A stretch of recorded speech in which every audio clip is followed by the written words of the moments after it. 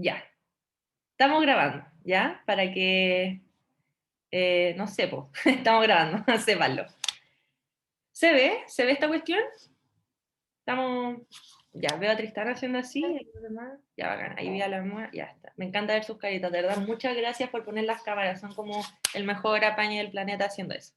Entonces, esta ayudantía es como sobre teoría de la recepción, porque tienen claro que como que este nuevo enfoque en que el lector importa algo es parte de una nueva corriente de la teoría literaria, que es la teoría de recepción. Entonces vamos a ver un poquito de eso, más o menos qué pasó, historia, contexto, y vamos a ver el proceso de lectura, que así se llama el texto de Wolfgang Iser, pero además en el texto del proceso de lectura vamos a ver el proceso de lectura, más o menos cómo funciona. Entonces, introducción, primero.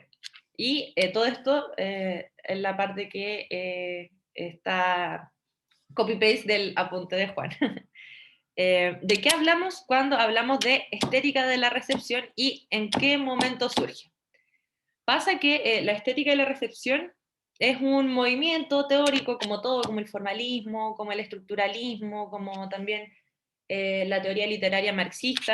Es un movimiento teórico literario que surge en el ámbito de los estudios literarios en la Universidad de Constanza, Alemania. O sea, todo esto está pasando en Europa. O sea, el formalismo ruso pasó en Rusia, pero después tuvo su continuación en el estructuralismo, tanto en la escuela de Praga al principio como el estructuralismo francés, que tuvo su auge en el 60, todo eso es como la continuación del formalismo, y al mismo tiempo que está el estructuralismo, se desarrolla la teoría literaria marxista, la teoría de la recepción, que surge a finales de los 60, es como un poquito, es paralela al estructuralismo, pero un pelín más, eh, más tirada para el fin de la década, y ya en los 70 estaríamos hablando de postestructuralismo, que más o menos toman como este giro de la estética de recepción, como dejar de concentrarse tanto en los aspectos superformales, supermateriales, cerrado, inmanente que tenía eh, la tradición estructuralista y la tradición del formalismo ruso, ¿ya? En la que como que se cierra el texto y solo vemos el funcionamiento interno de ese texto,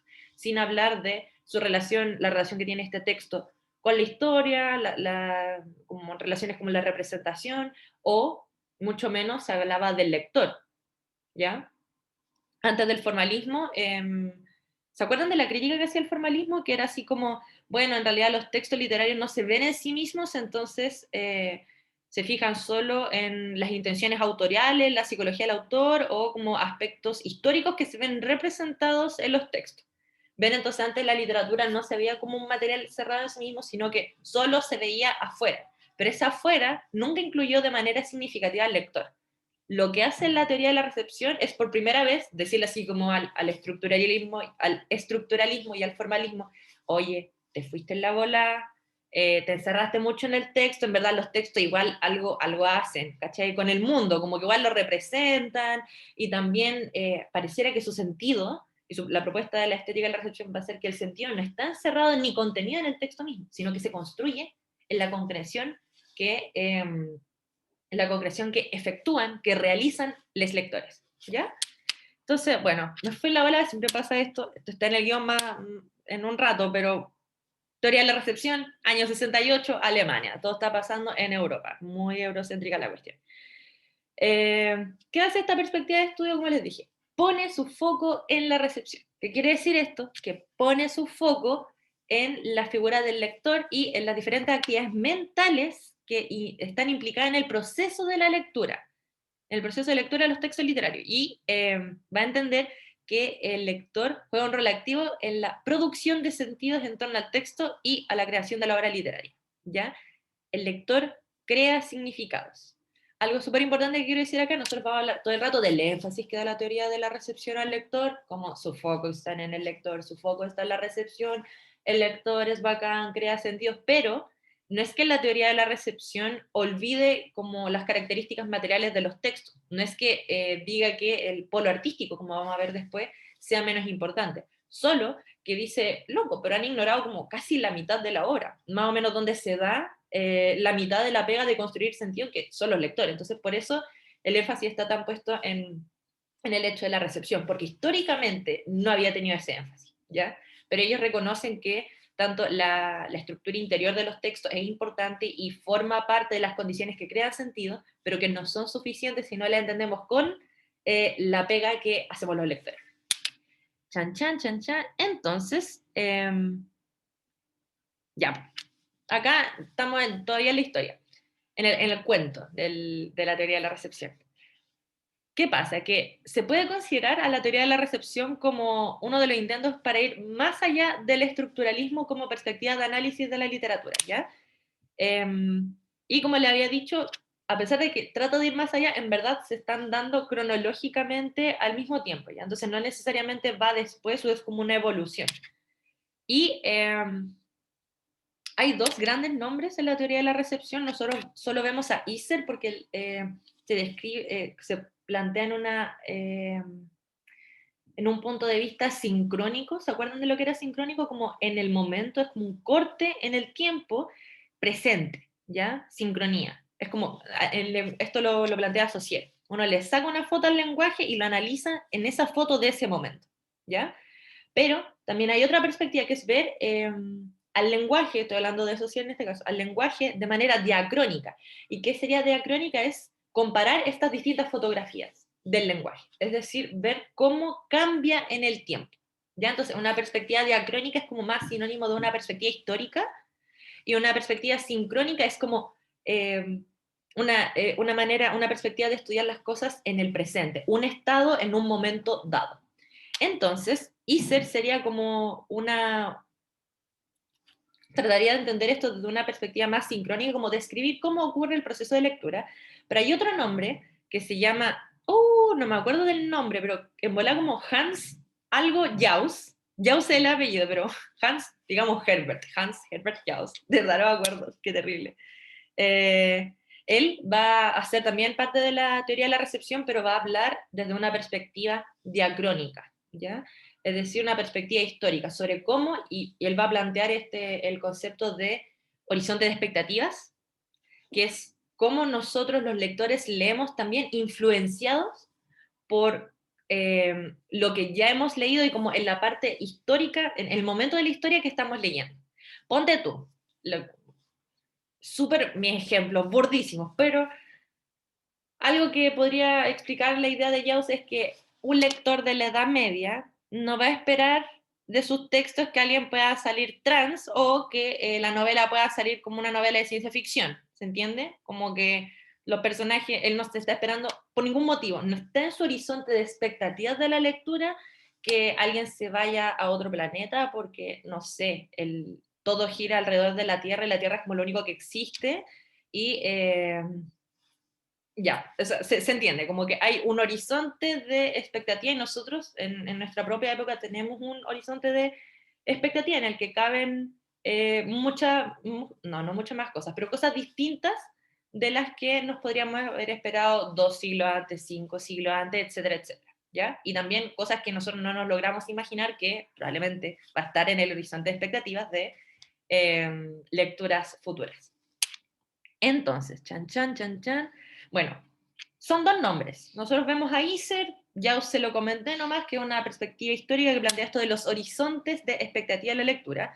Y Jauss, en un texto que como que piensa cuál es su lugar, cuál es el lugar de la teoría que están creando, la estética de la recepción, señala que en verdad la teoría literaria, lo que siempre pasa, la teoría literaria está en crisis, está en estancamiento. También lo que decían los formalistas sobre el simbolismo anterior y todo, la teoría está en crisis, está experimentando un estancamiento, y este estancamiento se da por la hegemonía de dos perspectivas contrapuestas que dominaban la teoría de esa época, que eran el análisis inmanente. Inmanente se refiere como todo dentro del mismo texto. El análisis inmanente de inspiración formalista, estructuralista, que es tiene un foco en la materialidad lingüística del texto y solo se fija así como científicos, ¿se acuerdan? Científicos locos, así como ya desglosemos cómo funciona esta cuestión, esto afecta tal, así funciona el extrañamiento y todo lo que, todo lo que describe está dentro del texto. No hace referencia al autor, no hace referencia a la historia, lo que nos pareció cool en algún momento, pero tampoco hace referencia al lector. Y la otra teoría que estaba como en boga en ese momento era la crítica marxista de la literatura, que es una teoría de la literatura que planteaba que los textos literarios reflejan su contexto, ¿ya? Entonces el foco ahí está en la representación, que eso es lo distintivo de la literatura. La literatura es la que representa las situaciones sociales. A mí me encanta la crítica literaria marxista. La teoría del reflejo ya está como ultra desechada porque literalmente el reflejo implica como que no hay un procesamiento de esa realidad a representar. Pero la teoría marxista contemporánea, como lo que está planteando, lo que plantea Frederick Jameson, etcétera, etcétera, han hecho desarrollos más sofisticados de estas teorías, que en realidad sería más bien que todos los textos representan sus contextos. Representar. Pero siempre están con como una patita en la historia, porque todos los productos culturales son historia.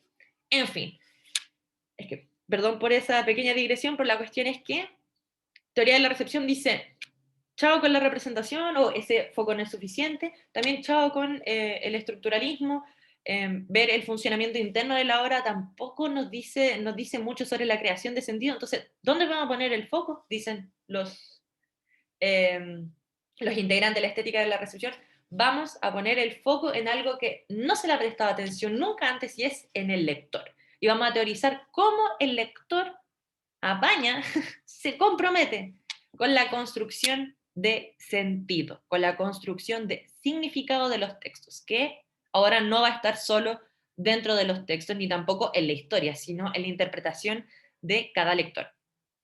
Eso ya, estructuralismo, marxismo, ya le dimos con todo, bla, bla, bla, bla, sí. Entonces, una pequeña caracterización que también le robé a Juan, gracias Juan, no le alcancé a pedir permiso, pero gracias Juan. Una gran caracterización de la obra literaria según la estética de la recepción sería esta. Igual lo vamos a ver en detalle justo ahí cuando empecemos a hablar del proceso de lectura de Iser, ¿ya? Pero ¿qué plantea a grandes rasgos la teoría de la recepción sobre el texto? Primero, el texto literario no debe ser equiparado con el concepto de obra literaria, ¿ya? Esto lo trabaja harto Ingarden, el señor que les dije que yo leí, al que cita siempre Iser, pero hace una distinción muy grande. De hecho, Ingarden le pone un nombre muy chistoso, es como la obra literaria de arte, ¿ya? Tenemos la obra literaria, que es como a lo que nosotros nos referimos cuando los objetos de arte, pues los objetos de arte como que no son cualquier cosa, son un objeto material que existe en el mundo, pero que tiene un efecto en las personas. Eso le hace sentido, ¿no? Como que el arte tiene un efecto estético en nosotros, que no tienen un efecto estético que no tienen, no sé, pues, noticias del diario o la guía telefónica, ver Instagram, bueno, igual en Instagram hay algunas fotos muy estéticas, pero se entiende, como la obra literaria de arte es este objeto literario que está hecho de lenguaje, pero además que tiene ese efecto estético, ¿ya? Obra literaria. Y la obra literaria va a estar compuesta del texto, que es el enunciado, el texto, las letritas, la escritura, pero eso no es la obra literaria. Porque la obra literaria, el texto no contiene su aspecto estético, no tiene esa como sensación trascendental de arte. Esa sensación se da y tenemos que contribuir a que ocurra los lectores, ¿ya? Entonces, no es lo mismo texto que obra literaria. La obra literaria es lo que pasa, el efecto estético que pasa cuando nosotros realizamos una concreción, una realización de ese texto en nuestras mentes. Y no es solo como apretar enter, así como tengo el texto, aprieto enter y lo que resultó en mi cabeza, sino que yo activamente uso el texto como una plataforma inicial para ir metiéndole y creando nuevas cosas, llenando los vacíos, ¿ya? Quizás no queda tan claro ahora, pero cuando veamos el proceso de lectura con el ISER mismo, vamos a cachar hasta qué punto nosotros como lectores nos metemos en la construcción de sentido, ya que de verdad, mira, no es lo que dice la teoría de la recepción, pero da la sensación de que hacemos como casi toda la pega, los lectores, es como una excusa el texto, pero una excusa a la que nos tenemos que ceñir, ¿ya? Entonces, eso, no es lo mismo obra literaria que texto. Y La estética de la recepción, además, lo que hace es entender a la obra literaria como una entidad, una cosa virtual y dinámica. Busqué en la RAE virtual para que lo veamos después, pero virtual, es decir, que no tiene como una existencia real en ningún lado, o es real, pero en un nivel de realidad distinto de lo que sería como el texto, un movimiento más como en la conciencia, y además la obra de arte es una entidad dinámica, y también vamos a profundizar en eso. Es una entidad dinámica que surge a partir del proceso de lectura. ¿Ven? Sin el proceso de lectura no hay obra de arte. La obra de arte para existir necesita la mediación de un lector. ¿Y qué implicaría esto? Que la obra de arte, perdón por decir la obra de arte, entiéndalo como obra literaria, obra literaria, sí. La obra literaria vive en la convergencia, como en este espacio que en verdad nunca está junto, en la convergencia de texto y lector. ¿Ya? En el momento en que los dos colaboran comprometidamente para construir la obra, ahí se halla la obra. Y bueno, acá el Juan hizo el intento de explicarlo bastante bien, yo creo que le funciona. Dice, al hablar de entidad virtual, que igual es un poquito como abstracto ese concepto, lo que se nos está planteando es que la obra literaria no tiene una existencia concreta que podamos rastrear físicamente. Es decir, no es el texto, ¿ya? No tiene existencia concreta que podamos rastrear físicamente y además es muy variable, porque nosotros, con cada enunciado que vamos leyendo, vamos actualizando las relaciones que vamos haciendo para completar los vacíos de esa lectura. Entonces, por eso es dinámica, si ahí me salió bien.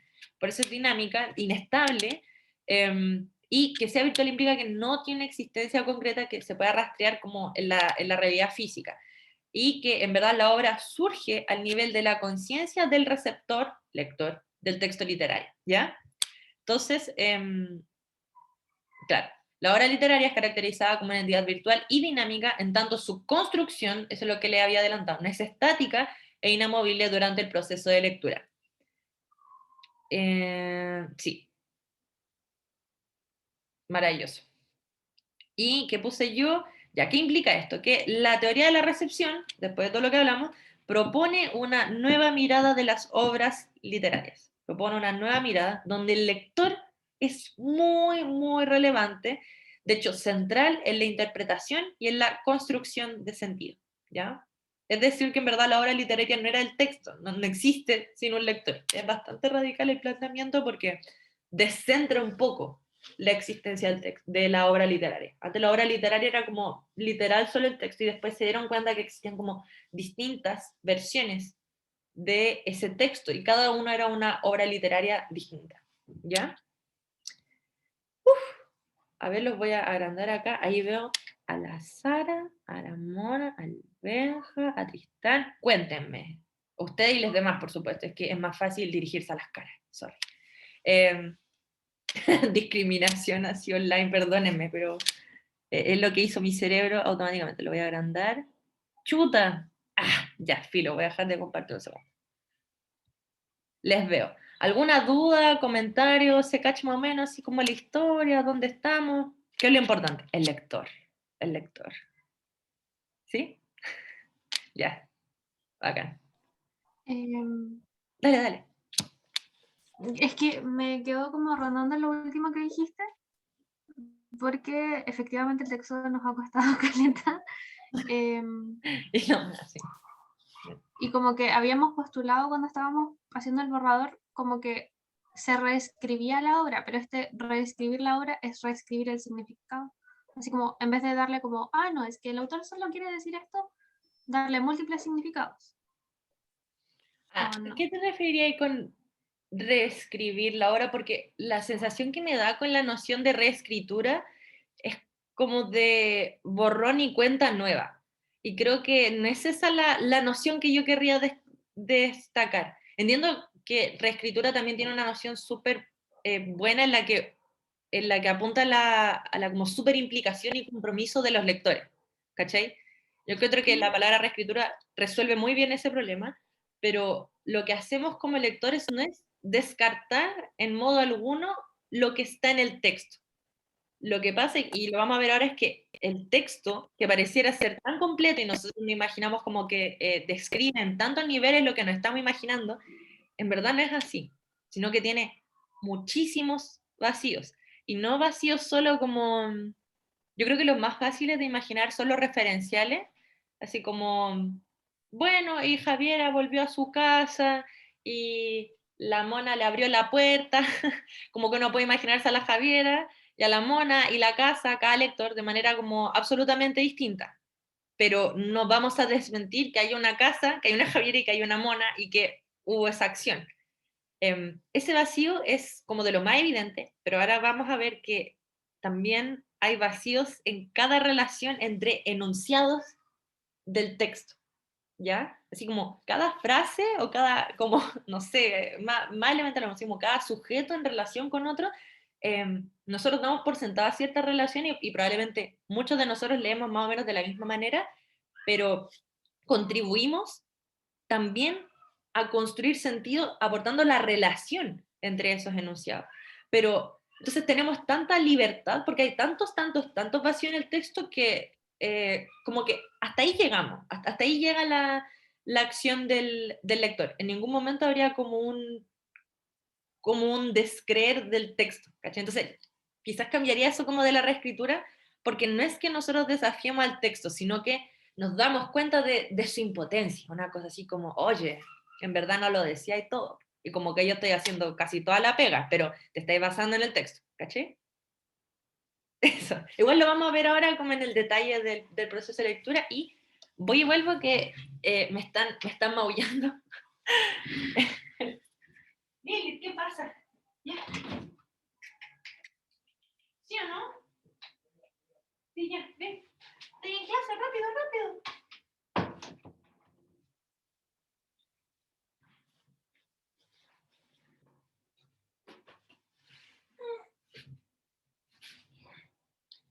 Ya, háganle bullying un rato, se está portando muy mal. Ahí está Lili. Vete, vete.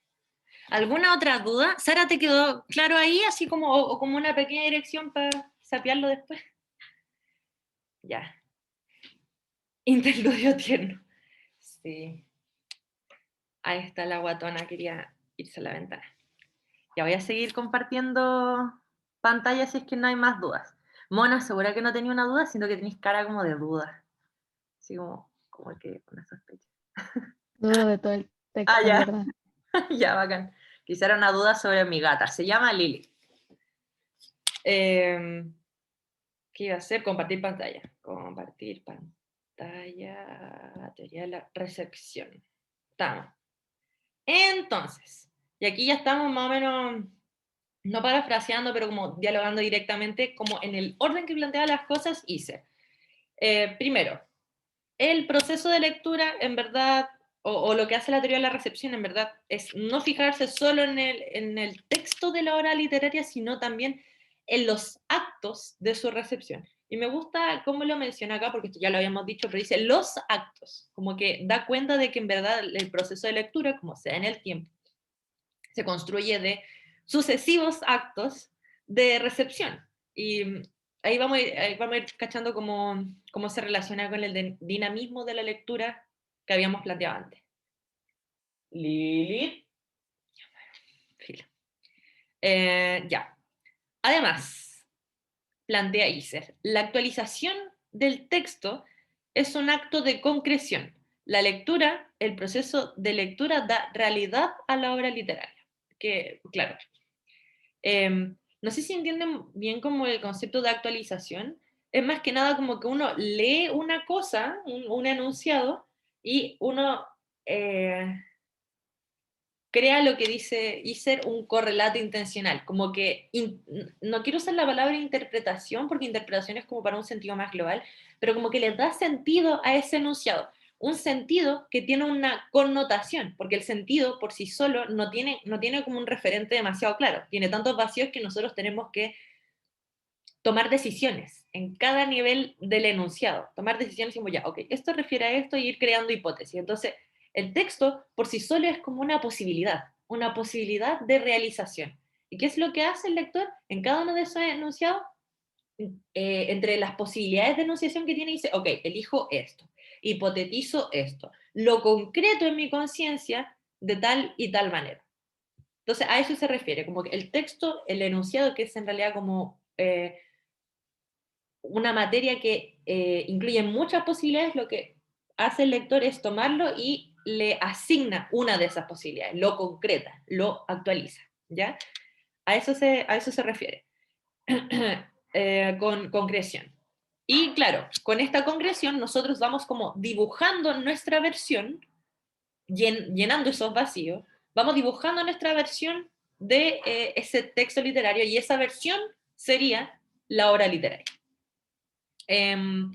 También Iser va al tiro a lo importante. Sí, papá. Dice, la obra literaria tiene dos polos, el polo artístico y el polo estético, que es una manera sofisticada de plantear que en realidad ellos no piensan que la obra literaria sea solo polo estético, que serían los actos de concreción de los lectores, sino que la obra literaria, la obra de arte, en verdad tiene dos elementos constitutivos de la misma, que sería el polo artístico, que es el texto mismo, las palabras que en verdad nosotros, ese texto lo entendemos como un pretexto, ¿ya?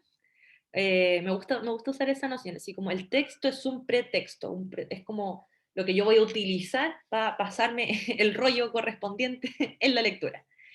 Entonces, el polo artístico es el texto, esto yo les sugiero usarlo en sus presentaciones, no es necesario, pero, perdón, en sus pruebas.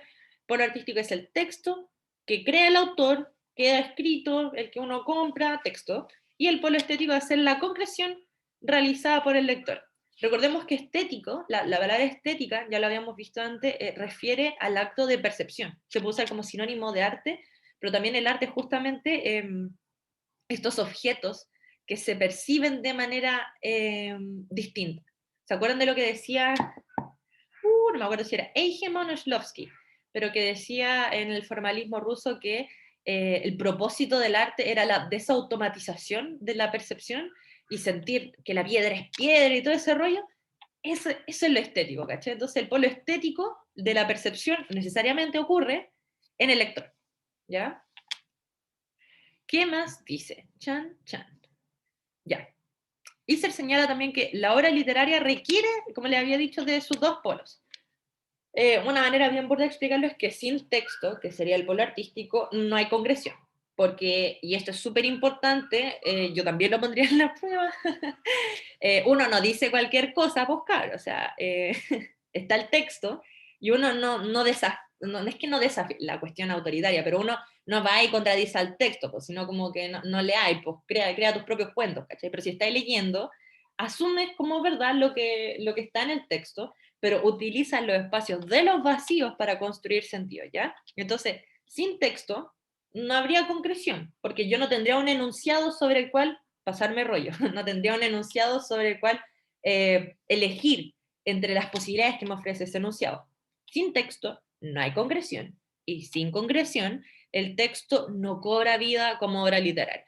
¿A qué se refiere con esto? Que sin una lectura, el texto es materia inerte, pues así como no es un objeto estético, porque no pasó por el proceso de la percepción, ni tampoco de la completación y la creación de significados tan necesarias que un rol tan necesario que solo puede ser realizado por el lector, ¿ya?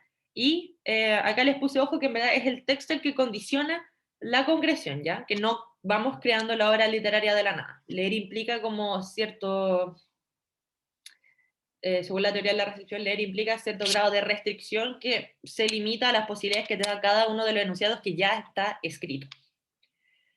Una cita de Iser mismo, dice así: el lugar de la obra de arte, esto ya lo había dicho Juan en la parte anterior, el lugar de la obra de arte es la convergencia del texto y el lector. Converger es como dos caminos que se juntan, ya la convergencia entre texto y lector. Texto, lector, ahí está la obra de arte. Y esto posee forzosamente, como también había dicho Juan, un carácter virtual, ya, porque no es que el lector y el texto se junten, pues, sino como virtual, no tiene una existencia real física que se pueda rastrear. ¿Y qué pasa con la obra de arte? Le sigo diciendo obra de arte. La obra literaria. ¿Qué pasa con la obra literaria? Es que no puede reducirse ni a la realidad del texto, que sería el enunciado, las palabras, ni tampoco a las disposiciones que constituyen al lector. Como los rollos que se pega el lector, si es que no se hacen en base a un texto, tampoco son la obra literaria, ¿ya? Y acá les tenía una definición de virtual,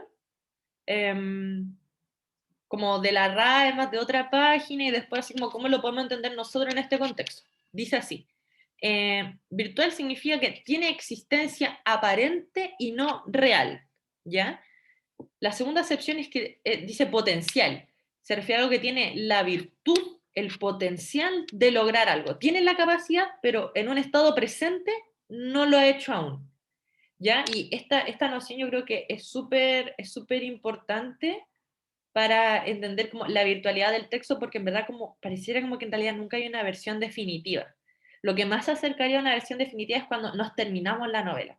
Pero es heavy, porque después de terminarnos la novela puede que nosotros sigamos pensando y reconstruyendo el texto. Sigamos realizando hipótesis sobre eso que recordamos como el texto. Entonces, es complejo y es como es difícil sacarle una foto como el momento definitivo donde nosotros tenemos la concreción del texto en nuestra mente, ¿ya?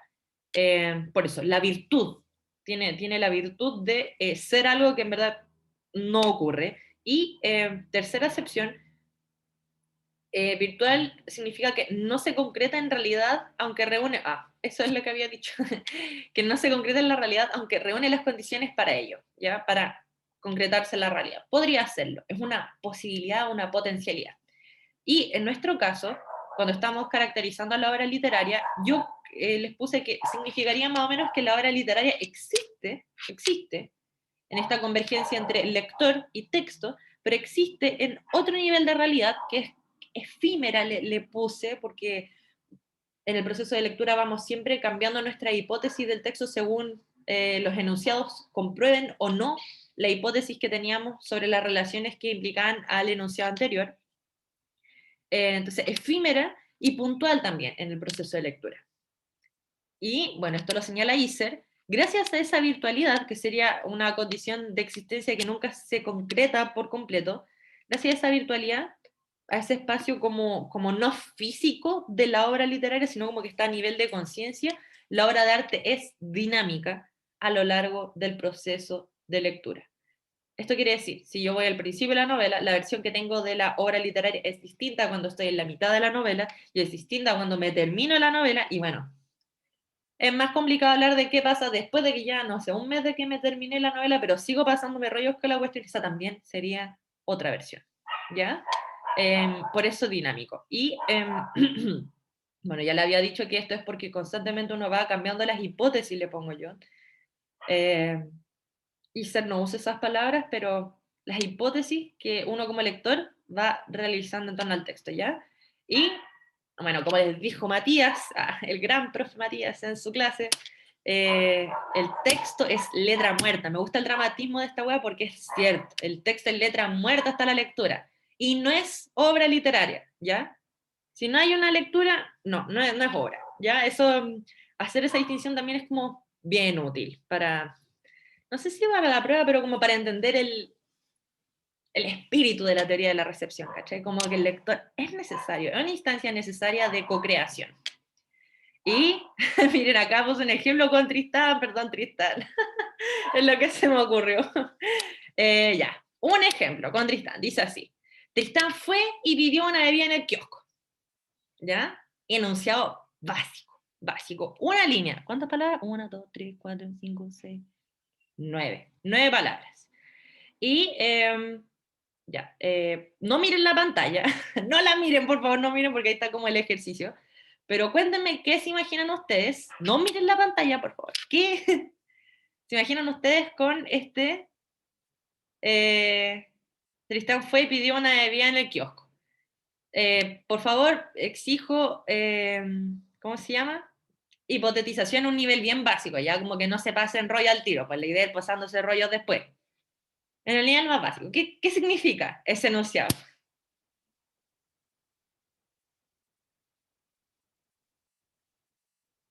¿No? Sugiero que Tristán no hable porque lo va a llegar mucho a su experiencia personal. Quiero creatividad, creatividad. Tristán fue y pidió una bebida al kiosco, en el nivel más básico, pues, por favor. Y sin mirar la pantalla, si es que se aguanta.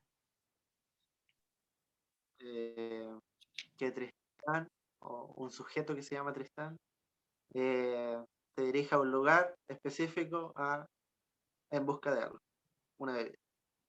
Perfecto.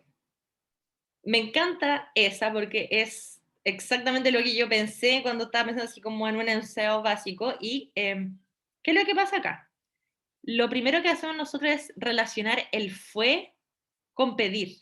Es como que si Tristán fuera directamente al kiosco, ¿ya? Pero aquí hay un y que separa las acciones. Entonces, Tristán en verdad pudo haberse ido, perdón, Tristán, a la concha de su madre, ¿cachai? Como a cualquier lado, así fue a la piscina, antes a nadar, después fue a clases de teoría literaria, y después volvió, después de un rato, 3 días después, y pidió una bebida en el kiosco, ¿cachai?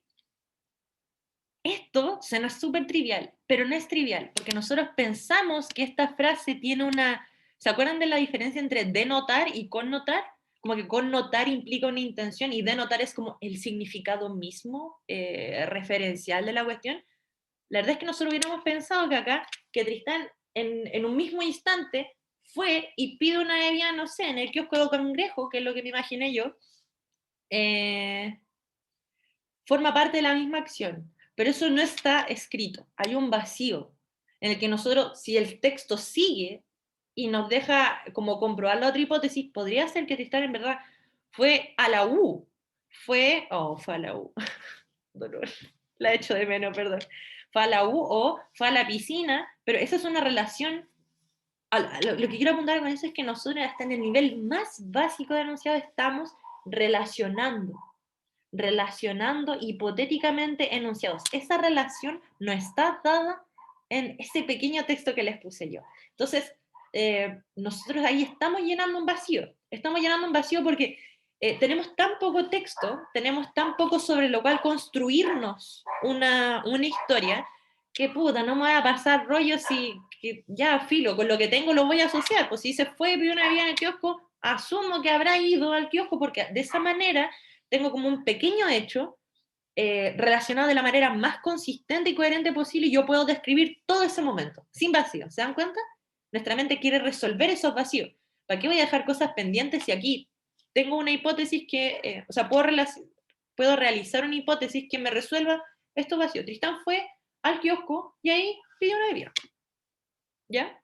Entonces, vacíos también, o sea, también completamos vacíos a nivel de enunciado. Y esto en las primeras 9 palabras de cómo partiría mi hipotético cuento, ¿ya? Pero después podría, o sea, va a pasar. ¿Cómo relacionar después todo ese enunciado? Porque ahí estamos relacionando el Tristán fue y pidió una bebida en el kiosco, que serían 2 palabras con otras 7 palabras, pero después todo ese enunciado va a poder relacionarse con un enunciado más grande, que a su vez va a tener subrelaciones, como entre otras 2 y 7 palabras, y así, ¿ya? Llenamos vacíos hasta cuando no nos estamos dando cuenta que estamos llenando vacíos. A esto me refiero con que el texto es un pretexto, ¿ya? Nosotros estamos colaborando desde el segundo 1. Además, siempre está el vacío de referencia. Y esto yo lo encuentro súper importante porque nos hace ver, porque habitualmente en estas relaciones que establecemos como más a nivel de enunciado, tienden a ser mucho más parecidas entre lecturas a las que establecemos a nivel de referencia.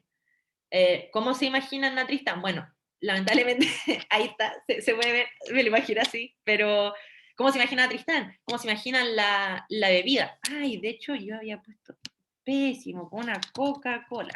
¿Cómo se imaginan la bebida? Puede ser una Coca-Cola. ¿Cómo se imagina el kiosco? Se lo imaginan chiquitito, rojo, como en los kioscos que están en el colegio, o los kioscos de la Vía Olímpica son distintos, son verdes, tienen como un techito extraño. Yo imaginé el kiosco que está en la Facultad de Filosofía y Humanidades, que es blanco, grande, carero, tiene unos grafitis que dice así como, muérase Don Cangrejo, y la cuestión, le dicen Don Cangrejo porque es carero, caché, marrete.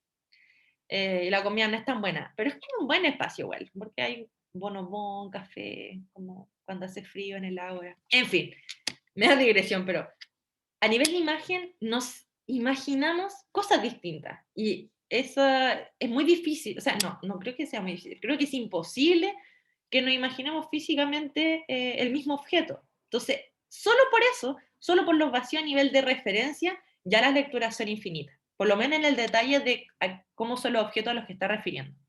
¿Qué dice el chat? Don Cangrejo, sí, así le dice. Le he pelado tanto, no sé por qué, esto como casi 2 años que ya llevo sin ir a algo, como que me quedé pegada en el Don Cangrejo. Igual siempre le compraba alfajores que me encantaban. Chan, chan, chan, chan. Entonces, hemos visto 2 vacíos hasta ahora. ¿Cómo relacionamos los enunciados? Que yo creo que ya les demostré que estamos participando en llenar vacíos del momento cero. Así. Después, los vacíos de referencia, que son los más fáciles de detectar. Imaginamos las cosas de manera distinta. Y bueno, igual pongan ojo a este ejercicio porque es como justo lo que tienen que hacer en la prueba. ¿Ya? Así como tratar de ser bien, bien catetes, como, miren, hay vacío acá, hay vacío acá, hay vacío acá, y de esta manera se llena. Y un vacío ya como en el sentido general que damos a la oración, más en el carácter hipotético que nosotros damos a las afirmaciones. Yo les puse acá. ¿Y qué pasaría? Y aquí se pueden pasar a usted el rollo que quieran. ¿Y qué pasaría si nada de esta escena es común y corriente como parece y que en verdad el kiosco es una casa de masones que por supuesto no quedaba en Gómez Milla y que es la clave de entrada? La clave de entrada es: deme una Coca-Cola, por favor, que en verdad ese era el inicio del relato y nosotros estábamos viendo cómo Tristán está entrando a un club masón. Podría ser. No hay nada en esa información del texto, nada que me diga que eso no es posible. ¿Implica más pega para el lector y como un riesgo de verosimilitud? Sí, pero puede que el texto me empiece a dar señales de que esa última hipótesis es correcta, ¿ya? Entonces, también esto pasa con los textos. Yo voy haciendo hipótesis, y no sé, es que en verdad quizás esto está pasando, con señales como muy, muy sutiles, quizás a esto se refiere. Y después el texto, con los distintos enunciados, te va diciendo, ¿sabes qué? Sí, esto era. Comprobada tu hipótesis, muy bien. O te va a decir, no, en verdad no, esto está incorrecto. Refuta tu hipótesis de lectura. Y tú tienes que reformular, estoy describiendo el proceso de lectura, tienes que reformular tu hipótesis de lectura. Y también pasa otra cosa que describe Iser, no sé si se acuerdan, que a veces uno puede poner así como en stand-by. Así como poner en pausa un enunciado, así como, mira, ¿sabes que en verdad ni siquiera voy a decir si no voy a formular una hipótesis sobre esto porque no se me ocurre, no tengo el material suficiente para hacerlo, y lo que voy a hacer es ponerlo en pausa, algo así como un referente vacío, con la esperanza de que lo voy a poder llenar con algún enunciado con el cual yo pueda establecer una nueva relación y darle sentido a ese referente. Entonces uno tiene hartas posibilidades en el proceso de lectura. Y seguimos con Iser. ¿Se entendió el ejemplo? ¿Tú? ¿Sí? Ya. Tristán, me puso 7 así. Perdón, es que me gusta tu nombre, como que me acuerdo de una película de... ¿Cómo se llama? Era una película de fantasía que me gustaba mucho cuando chica, pero encuentro acá el nombre de Tristán y se me ocurrió. Seguimos con Iser. ¿Qué es la obra literaria? ¿Por qué puse esto? Déjenme conectar con mi material, por favor. Se me olvidó lo que quería decir. Ya. ¿Qué es la obra literaria? Para Iser. Él dice, es la constitución del texto, nuestro pretexto, nuestra materia lingüística en la conciencia del lector. Esto, pucha, es negrita, ya lo voy a poner negrita en presente, es la obra literaria, es la constitución del texto en la conciencia del lector. Es decir, no es el texto, ni tampoco es como los rollos que se podría pasar potencialmente el lector, sino los rollos que se pasa el lector, bueno, las completaciones de los vacíos que ocurre en la conciencia del lector a partir de la base del texto, ¿ya? ¿Qué más? Bueno, y acá también sigo usando a Iser, dice así: el proceso de lectura es un proceso dinámico de acciones mutuas, página 149. ¿Qué quiere decir esto? Que el texto incita una propuesta. ¿Qué pasa? El texto nos da 2 cosas que nos invitan a participar. Primero, información, que va a ser más que nuestra invitación a participar de la co-creación de sentido, el material sobre el cual nosotros vamos a construir. Nos da los ladrillos, ¿cachai?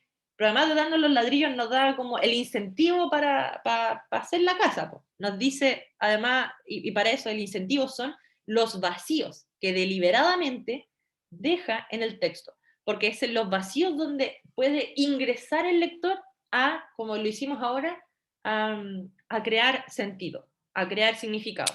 ¿Y qué pasa? Que los lectores, cuando estamos leyendo de verdad, necesariamente vamos formulando propuestas, hipótesis de lectura.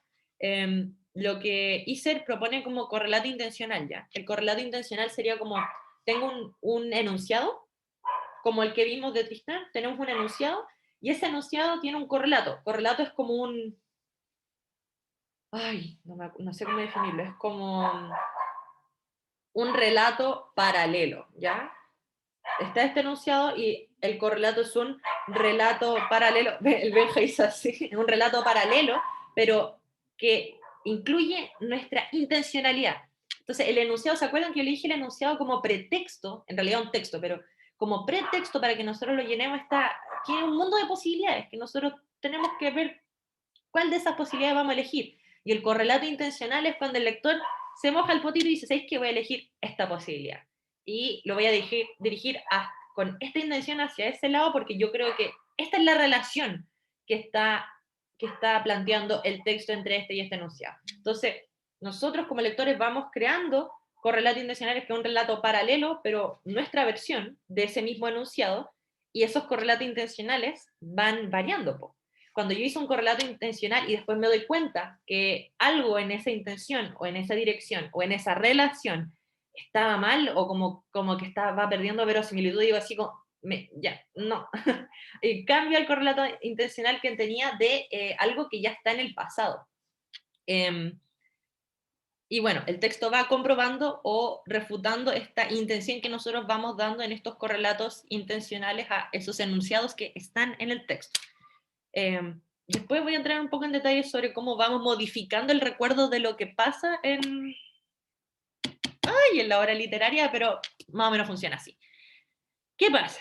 El lector, por consiguiente, ¿cuál es nuestra pega? Nosotros llenamos vacíos, pero también imaginamos. ¿Y qué implica eso? Que contribuimos de manera irreemplazable a la construcción de un significado, ¿ya? A la construcción de significado desde el nivel más básico, así como, esto significa esto, esta palabra con esta está queriendo decir esto, quizás, pucha, no sé, depende de lo que me diga el texto nuevamente, si es que me da permiso para aseverar eso, a el sentido global de, este es el mundo ficticio representado, esta es la interpretación política que voy a dar a la obra, en fin, nosotros llenamos sentido en todos los niveles del texto. Una pega muy importante. Y, chuta. Perdón. ¿Qué pasa? ¿Y qué dice Iser también? Aquí se me olvidó poner la página, lo siento, van a tener que buscarlo ustedes, pero dice así, el lector solo obtiene satisfacción cuando pone en juego su productividad, y ello solo ocurre cuando el texto ofrece la posibilidad de ejercitar nuestras capacidades. Yo agregaría, ofreciendo vacío. En el momento, o sea, en el único lugar que nosotros podemos ejercitar nuestras capacidades es los vacíos, pero también nos dimos cuenta que son caletas de vacíos, pues está lleno. Y también pasa, y se describe situaciones límites, cuando hay demasiados vacíos textuales, como vacíos textuales me refiero así como hay una corriente de la conciencia o cosas, ponte tú, que yo no sé relacionar, como tantos saltos en el tiempo o tantas no referencias a quién está hablando, que nunca puedo llenar esos vacíos y me cuesta construirme un relato. El lector cae en la confusión, agotamiento, se aburre, se fatiga, incluso puede dejar de lado la lectura, el proceso de lectura, renunciar a ser partícipe de ese juego porque está muy peludo. Y acá yo les puse de ejemplo una novela que siempre Matías dice que es muy buena y todo, y la verdad es que es muy buena. Pero yo me acuerdo que la primera vez que, bueno, me la leí solo una vez, pero cuando me la leí era para un ramo y estuve 3 días leyéndome la primera página. 3 días leyéndome la primera página. La primera. Y bueno, yo igual vengo de las ciencias, entonces trataba de como hacer formulaciones como matemáticas formales, como de qué posibilidad podría decir cada cosa, porque en serio no se cachaba nada. Primera página no se cachaba nada, de nada, de nada, de nada, y se cachaba tan poco que yo tenía que dar como un informe sobre qué había no como dar una interpretación, así como, ¿qué es lo que entendiste que quizás, qué cosas entendiste de lo que pasa? Y yo no podía decir nada. Entonces, eso sí estuvo como al límite de la fatiga y el aburrimiento y el cansancio y toda esa cosa, pero después se puso más, lo dejé ir, ¿cachai? Solté mi pretensión de entender todo y no entendí las primeras 20 páginas y ahí fueron pasando cosas. El río y la furia de Faulkner. ¿Qué pasa con esto? Y aquí estamos terminando el primer punto de ICER. Lo no dicho estimula la auténtica participación productiva de la lectura. Eso es súper importante. Nuestra invitación a entrar en los textos son justamente sus vacíos. ¿Ya? Y pequeña pausa, háblenme cómo vamos. ¿Se está agachando más? ¿Le está ayudando? Ay, ay. No les vi las caritas. Iba bien, ¿Sí? sí, se está cachando. Bueno. Yo necesito una duda. O sea, Dale, una dale. respuesta. Necesito más dudas. Pero parece que se responden al punto 2, así que dime tú si es que la ¿Ya? Pero esto en una parte del texto dice que las relaciones entre los correlatos y menciona distintos niveles de relaciones entre esos correlatos forman el mundo presente de la obra. Ujú. ¿Verdad que no entendí qué cresta era eso? Porque Ah, como que no sé, no entendí, ni siquiera tengo como una hipótesis. no, mira, es mucho más sencillo de lo que parece. Los correlatos, ¿te acordás que eran, como había dicho, es como un relato paralelo pero intencionado? La posibilidad concretada de la lectura de un enunciado como el enunciado chiquitito que vimos sobre Tristán. Nosotros lo concretamos y cuando vamos sumando un enunciado tras otro enunciado tras otro enunciado del texto y vamos como puliendo las relaciones que vamos a establecer entre ellos, porque las relaciones son hipotéticas. Y después, si nos damos cuenta de que había una relación mala, ya Lili, ya voy. ¿Quieres salir la gata ahora? En fin. Vamos puliendo esas relaciones y esas relaciones no son solo relaciones entre enunciados, sino que también van construyendo mundo, ¿cachai? Donde tú el ejemplo de Tristán decía así como Tristán fue a comprar al kiosco una bebida, ¿cachai? Y después si nos damos cuenta, no era una casa de masones, efectivamente seguir era que estaba dirigiéndose al kiosco a comprar una bebida, ahí tú, con esa información, tú eres capaz de ir construyendo el mundo ficticio, ¿cachai? Y ese es el mundo presente en la obra. Y mientras más correlatos, o sea, mientras más enunciados vas poniendo en relación con tu intencionalidad y haciendo ese ejercicio de ver si se comprueba o no la relación que habías propuesto y si es que también vas siendo capaz de llenar esos vacíos que habéis dejado como en pausa, así como si es que en verdad esto no lo puedo llenar porque no tengo información y le reza a la diosa que se pueda llenar en un futuro porque me gustaría entender, ¿cachai?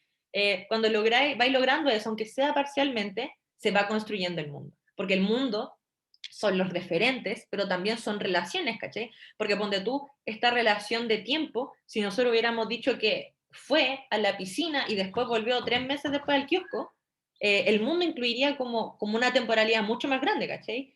El mundo ficticio incluiría una temporalidad de meses, pero en verdad lo que vimos es que la temporalidad que teníamos era de un momento, un instante, 3 minutos, 5 minutos, lo que te demoráis en ir a comprar una bebida. Entonces, a eso se refiere. ¿Queda más claro ahí? Ya, bueno, voy a abrirle a la gata. Lili, última. Última. Última. Chao. Sí, anda con tu papá. Chao.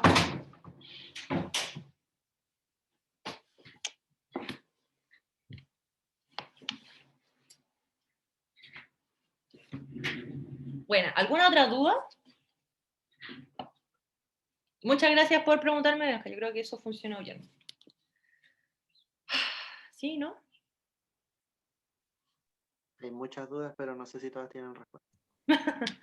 Ya, al final le damos con todo, porque no es tanto sobre esto, ¿sí? Es más sobre el texto, me imagino. Qué imposible la cuestión. Sí, es muy horrible. Ya, entonces, si no hay más dudas como sobre lo que le he expuesto hasta ahora, porque estoy segura que tienen muchas dudas sobre el texto, voy a seguir. Igual, esto está diseñado como para que ustedes vayan aterrizando como lo del proceso de lectura, cosa que lo pueden aplicar en la respuesta de la prueba. Encima esta vez me comprometí a revisarles yo, entonces no sé si alcanza a revisarle todo, espero que sí. Pero también voy a estar ojo al charque así como con que aparezcan estas cosas. Ya. Última patita de la presentación. A ver, ¿da para 5 páginas? No. Chan, chan. Dice así, Iser. Los vacíos, perdón, soy yo. Los vacíos, como ya les mostré en el ejemplo, ¿qué pasa? No se dan solo al nivel más evidente de la imagen representación, como es el kiosco, sino, muy importantemente, en cómo relacionamos los distintos enunciados presentes en el texto, ¿ya? ¿Qué más ocurre? Ya, ahí le había puesto la explicación. Las enunciaciones, los enunciados están en el texto. Es literalmente la palabra. Y los correlatos intencionales son nuestra versión, este relato paralelo, pero intencionado, concretizado, que armamos de los enunciados.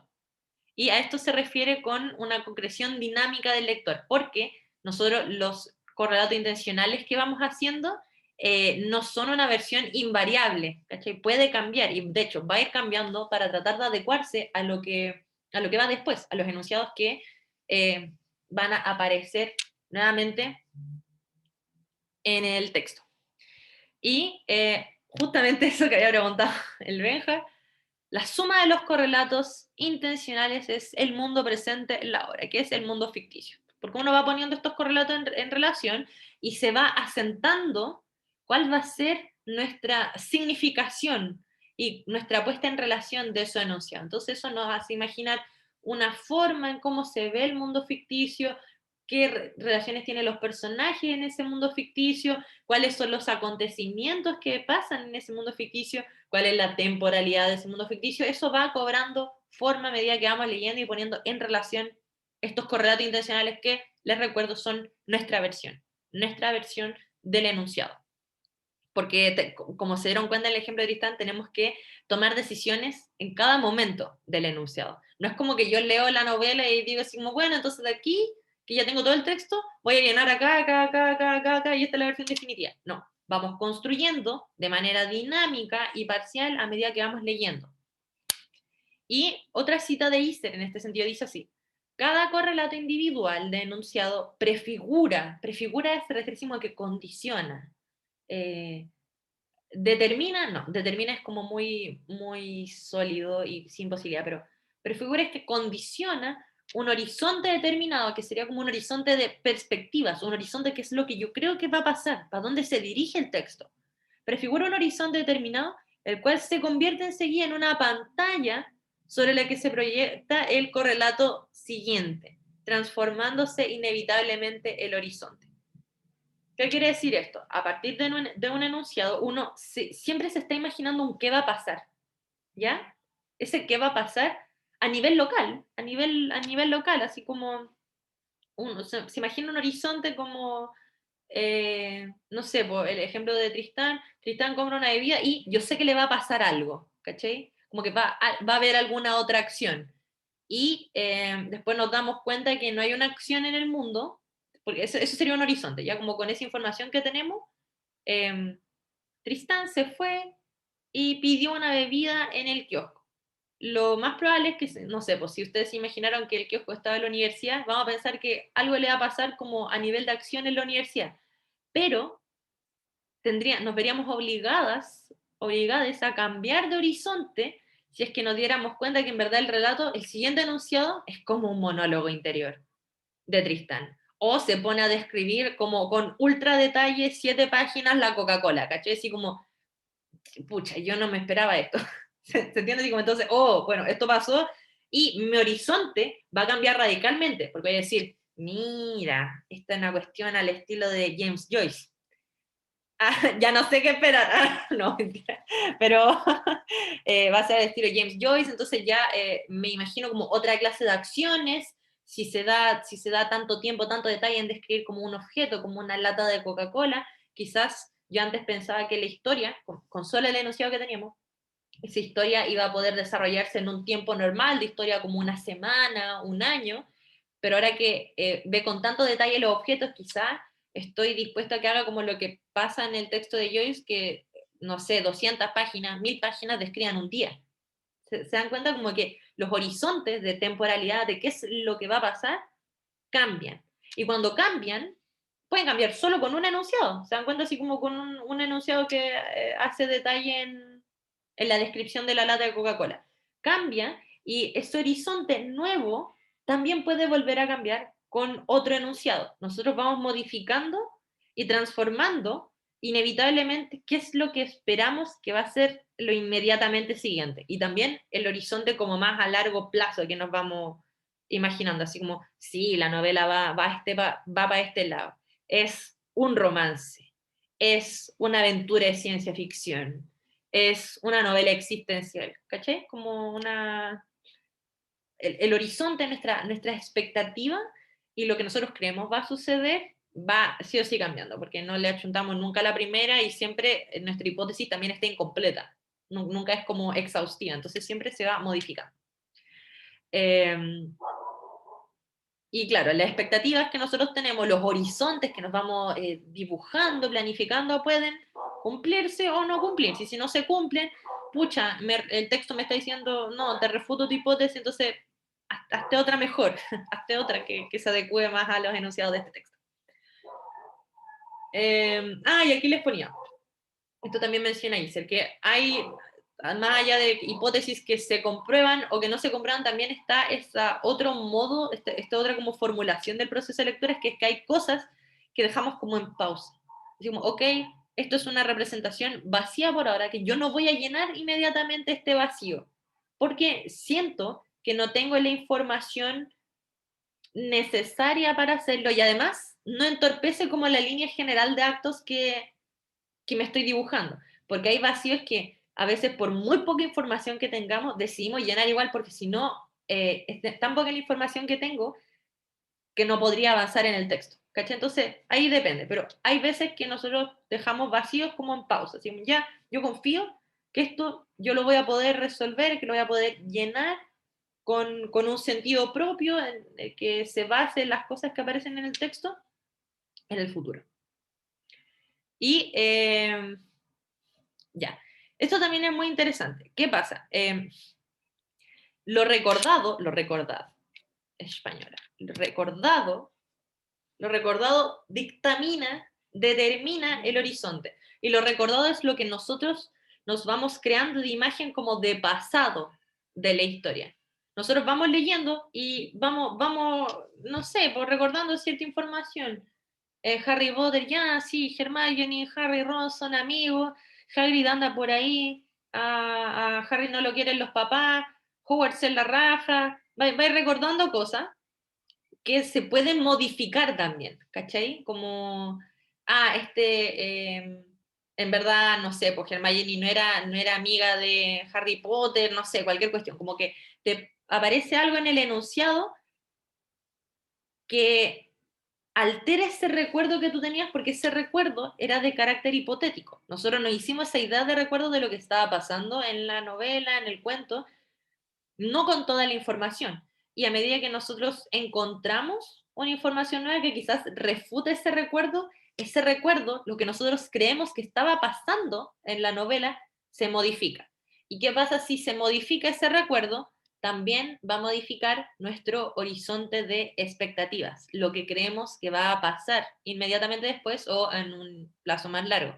Va a modificar qué es lo posible que pase y qué es lo probable que pase. Entonces, es muy entretenido este proceso porque vamos leyendo, vamos poniendo en relación enunciados distintos, vamos llenando vacíos y tenemos como un recuerdo que no es estático, un recuerdo de lo que pasa en la historia, de cómo son las cosas, de cómo es el mundo, que se va modificando. Y de acuerdo a la modificación de nuestro recuerdo, que es desde donde nosotros realizamos hipótesis sobre lo que va a pasar, también va cambiando el horizonte. ¿Qué pasa en el chat? Sí, Benja. Esa es la clase web que no tenían, como que tenía que pasar de largo en el texto. Ni siquiera uno puede googlear protensión, si es terrible. Katy, hiciste ese ejercicio, ¿verdad? Como protensión, raya, así como protección. Protección, no, protensión. Es eso, sí. Como, y la dialéctica es justamente que vas cambiando, porque la dialéctica es... yo tenía de tarea repasar lo que era dialéctica, pero dialéctica es como que hay una tesis que inevitablemente un proceso dialéctico es tener una tesis, que podría ser como una hipótesis, que después deviene en su negación. Y esa negación después se vuelve como el lado positivo de la tesis y esa tesis vuelve a estar en negación. Y están en este proceso como que sería como mi hipótesis lectora se comprueba o se refuta en todo el rato en ese proceso y la gracia de la dialéctica es que llega a una síntesis, ¿ya? No se queda en ese movimiento dialéctico por siempre.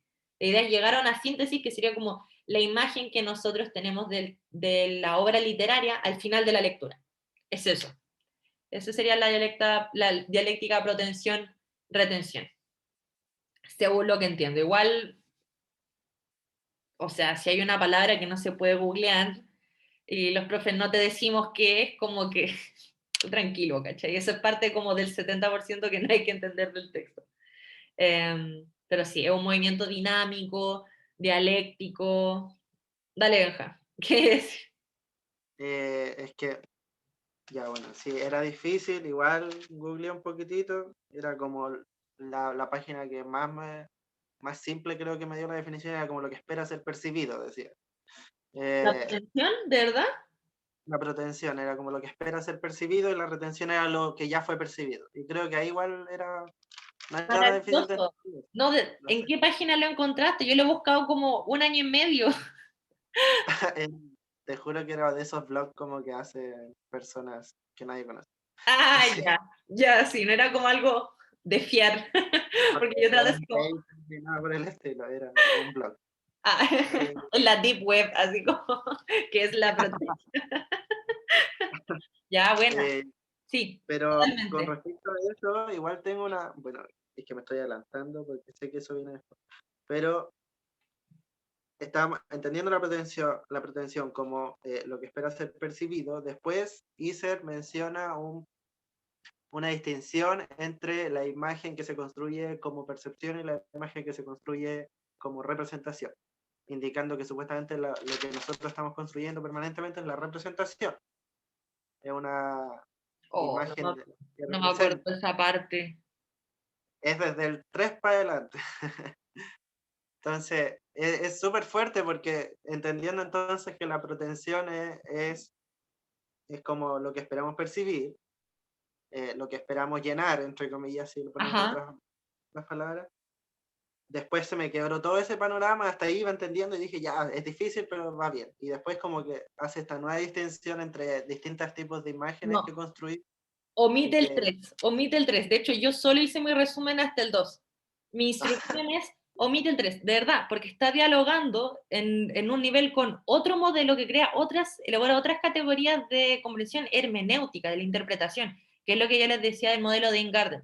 Yo en algún momento me metí en eso y es como, de hecho, no necesariamente tú estás tratando de ponerlo en diálogo con lo que puso Iser anteriormente, pero no necesariamente hay un diálogo entre esas dos ideas, ¿cachai? Sino que está dialogando con este texto y este modelo hermenéutico que es otra cosa que el modelo de Ingarden. Por eso, mi instrucción de verdad es deséchalo y quédate con lo que entendiste de protensión y retención, que está súper bueno. Cosas que esperan ser recibidas, es decir, todavía esos vacíos que aún no han sido llenados, y retención es lo que...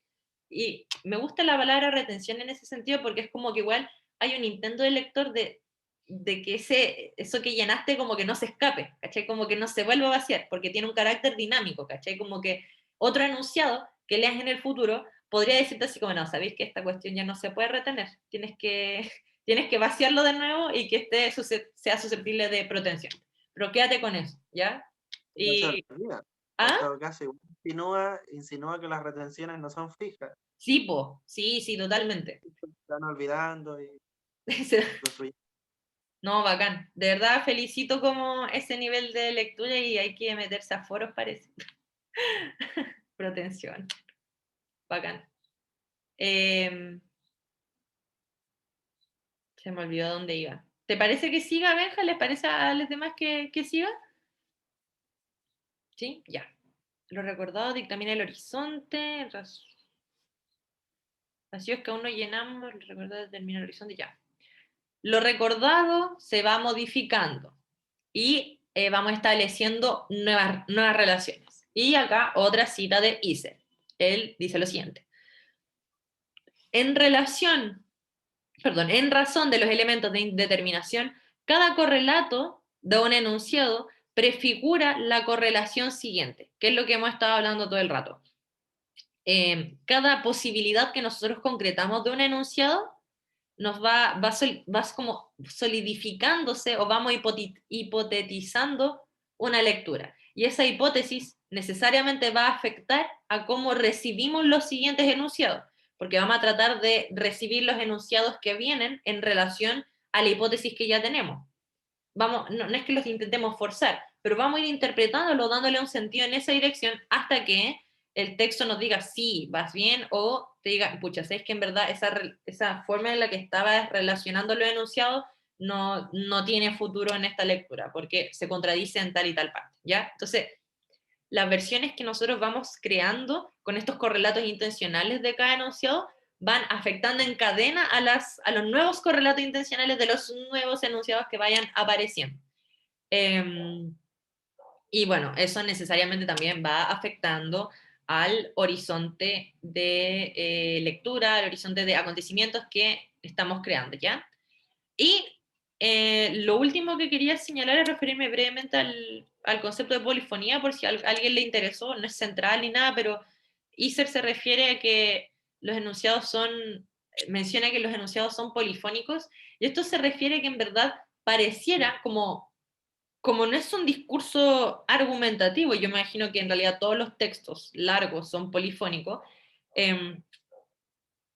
pareciera que nos están hablando hartas voces, y con esto no me refiero a voces de personajes, sino que como que hubiera distintos enunciados que están elaborados como desde distintas posiciones. Algo así como que el texto no nos parece 100% coherente desde el principio. Entonces pareciera como que hay distintas voces, a lo que denomina polifonía, que estuvieran hablando al mismo tiempo. Y que yo tengo que rescatar así como cómo voy a relacionar esas voces, cómo las voy a poner, claro, cómo voy a relacionar esas voces, qué voces o qué enunciados voy a considerar más centrales que otros, porque ustedes se darán cuenta que no todo lo que nos aparece en un texto es central. Hay cosas principales, cosas secundarias, entonces ahí nosotros vamos como haciendo el ejercicio de escuchar estas distintas voces e hipotetizar sobre cómo se relacionan y cómo contribuyen a construir el mundo presente en la obra, que sería el mundo ficticio. Y lo heavy es que como lectores, cuando nosotros vamos a abrir una novela, estamos absolutamente dispuestos y sabemos que eso es lo que va a pasar. Como que la bueno, va a ser fácil desde el principio, ¿cachai? Como que voy a tener que hacer el ejercicio de escuchar estas múltiples voces, entender que este texto no se me va a dar como información fácil, por sentado, sin vacío, 100% coherente, sino que voy a tener que yo ir construyendo esa coherencia a partir de esa pseudopolifonía, ¿ya? Y cierro Husserl, que dice, de este modo, y hasta cierto punto la lectura manifiesta, esto es muy bonito, la lectura manifiesta la inagotabilidad del texto, que a su vez es condición de esas decisiones de selección en la lectura para hacer posible la constitución del objeto imaginario. En resumen, el texto es inagotable. El texto es inagotable porque tiene infinitas concreciones según la lectura que hagamos. Y el potencial del texto excede toda realización, concreción individual de la obra. De hecho, esto lo voy a poner en negritas para mayor retención. El potencial del texto excede toda realización, concreción individual de la lectura. El texto es inagotable. Sobre esto también Husserl señala que la primera lectura, inclusive si limitamos la lectura como a un mismo sujeto leyente, a un mismo sujeto leyente, nuestra primera lectura nunca es igual a la segunda. Nuestras hipótesis van a ser, de hecho, súper distintas, porque ya vamos a conocer el final que nos recordamos del texto. Pero tampoco en la segunda va a ser igual a la tercera, y en verdad ninguna lectura que nosotros hagamos en un momento distinto, o sea, ninguna lectura que hagamos, inclusive una misma persona, va a ser igual a la anterior, porque también nosotros vamos a ir poniendo en relación, o sea, en relación los enunciados del texto, vamos a ir creando estos correlatos intencionales según nuestra experiencia como lectores, según nuestro mundo interior, y nuestra experiencia y nuestro mundo interior y nuestra lógica, y también inclusive si estábamos más cansados en una lectura que en otra, o si la experiencia vital nos hizo darle más centralidad a un enunciado que a otro, eso va a ir cambiando siempre. No hay dos lecturas iguales en ese sentido. Y ya, si me voy a hacer eso. Y sobre esto, yo quería hacer un ejercicio, no sé si me vaya a resultar. Voy a dejar de compartir un segundo antes de hacer la síntesis, estoy casi terminando. Mi manera de plantear esto como de la inagotabilidad del texto es invitarles a imaginar lo siguiente. Y yo creo que esto ustedes sí lo pueden como pensar o mencionar en la prueba, pero no estoy segura de que sea lo que estrictamente plantea la teoría de la recepción, ¿ya? Pero sí como el espíritu de la cuestión. El texto limita nuestras posibilidades de lectura, ¿verdad? Porque una lectura no contradice ahora sabemos, poca información que dan los textos, ¿ya? Una lectura, chample, una lectura no dice cualquier cosa. Ah, mira, y el Benja va apoyando a sus compañeros. Después lo voy a leer. Se me fue, ya.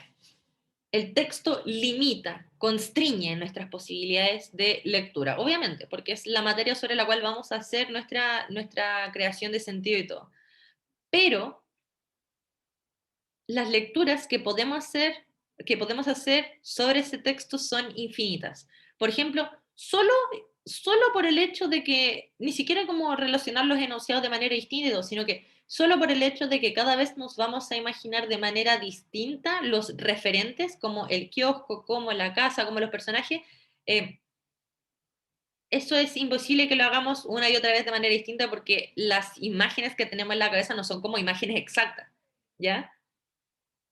Y en esta instancia les quería hablar de que en verdad es infinito, pero sería un infinito más pequeño que sería el infinito de como si no tuviéramos texto, ¿ya? Y de ejemplo, le quería poner una referencia matemática, no sé si conocen el conjunto de los números naturales, que me dice así como 1, 2, 3, sin fracciones, sin raíces raras, como número entero y positivo.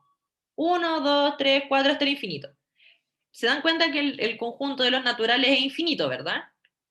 Porque uno puede contar, bueno, hasta lo que dé la cuerpa y más, ¿cachai? Conjunto de los naturales es infinito. Pero, ¿qué pasa? Es un infinito más pequeño que otros infinitos, porque también tenemos el conjunto de los reales, que además de contar del 1 al 2, 3, 4, 5, los reales son un conjunto que entre 1 y 2 tiene un infinito, porque están todas las fracciones comprendidas entre 1 y 2, y además números irracionales y números trascendentes, en fin, como muchos números. Entonces, en el conjunto de los reales hay un infinito entre cada número entero, o sea, entre cada número natural que está en el otro conjunto. Eso en matemáticas se llama que tienen cardinalidades distintas.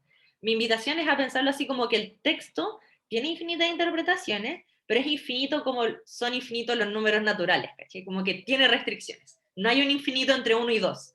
Esas serían como las restricciones del texto. Pero sí es infinito porque podéis contar infinitas interpretaciones. Eso. No sé si se entiende mi metáfora, pero hay infinitos más grandes que otros y eso es un hecho matemático y algo con lo que se pueden molear de aquí de por vida, porque es preciosa esa reflexión. Conjuntos también, conjuntos numéricos más densos que otros, etcétera, etcétera. Y ahora les voy a compartir como la síntesis y la reflexión final en torno a esta cuestión. ¿Qué hay que saber? Como de las ideas de la estética de la recepción y del proceso de lectura en particular.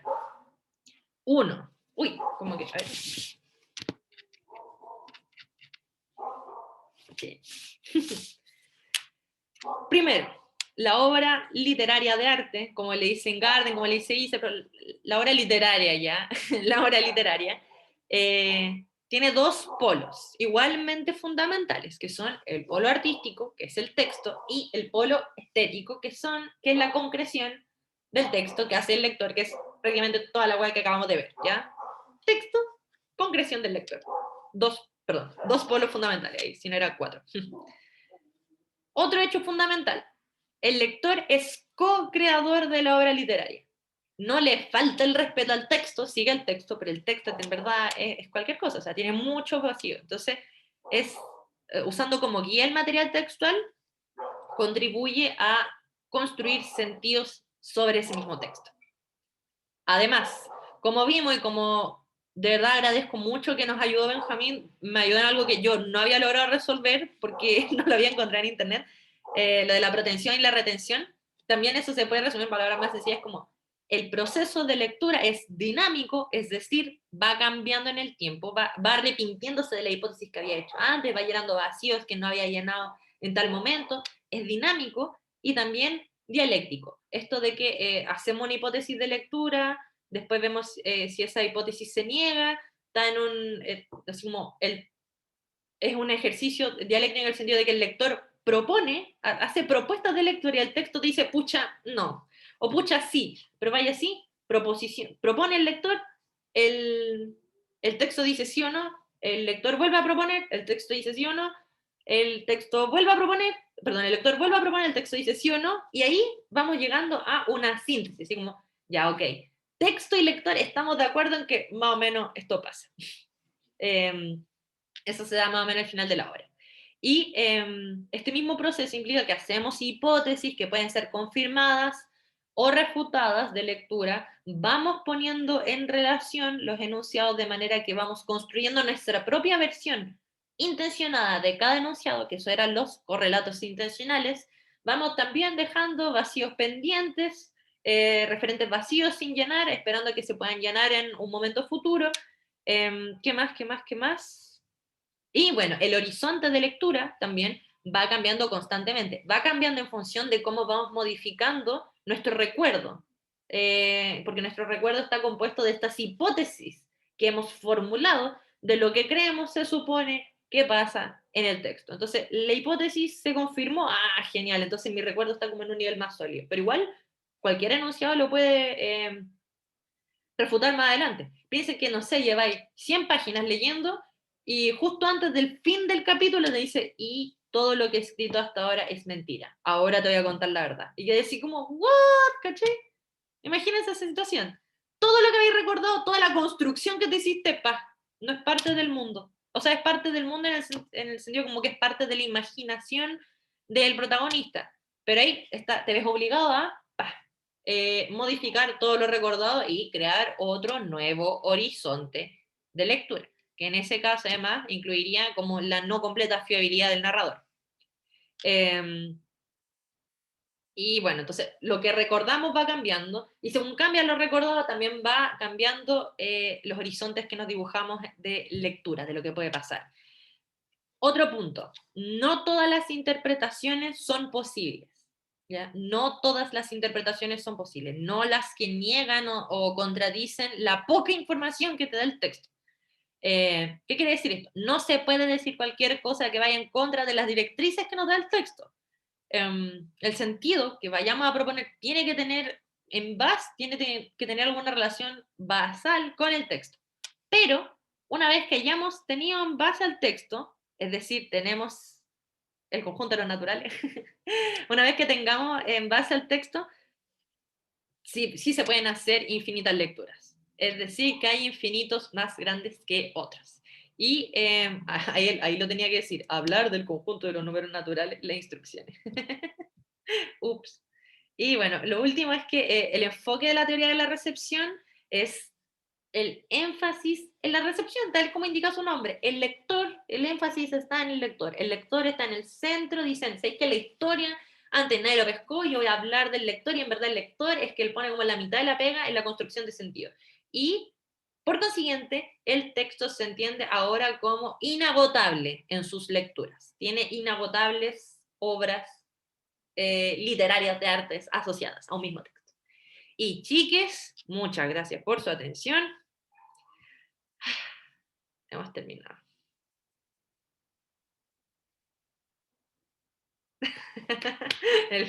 Gracias, Benja. ¿Qué tal? ¿Entienden algo? le puse arte empeño y esas cosas, pero bueno, como siempre no. Dudas, consultas, quédense tranquiles porque si entienden lo de esta ayudantía de verdad tienen, o sea, de sobre, cáchense, hablé hora y media. Eso es como escribir, aquí aparecían 6 páginas, pero escritos de verdad hora y media son como 20 páginas. Entonces, ustedes tienen que escribir 2. Y más encima, ejemplificando. Es como, mira, puta, hay un vacío, el recuerdo cambia, el horizonte cambia. Loco, está regalada. Si ustedes denle, escojan un buen ejemplo, pásense rollos con la lectura, ojalá hagan la prueba en grupo, para que salgan lecturas de verdad como distintas y va a estar todo maravilloso. Yo estoy preparada para poner muchos 7, así, 7, 7, 7, 7. Eso, algún comentario y todo. Nunca le hice un PPT al final, no me importa, no me importa. Yo creo que funciona igual bien. Dudas, cualquier cosa. Y voy a dejar de